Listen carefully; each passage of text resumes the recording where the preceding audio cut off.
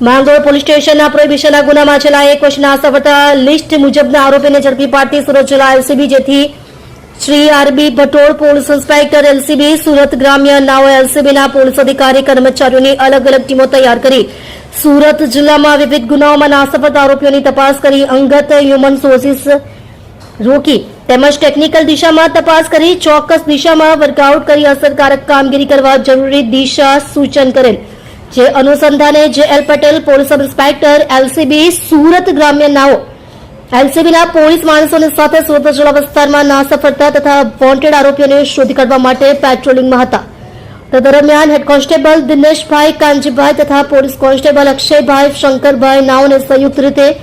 બાતમી હકીકત મળેલ કે માંગરોળ પોલીસ સ્ટેશન ગુનો રજિસ્ટર્ડ નંબર 0419/2025 પ્રોહિબિશન 1 કલમ 65 AE 98-81-116B મુજબના ગુનામાં નાસફળતો આરોપી શિવાજી ઉર્ફે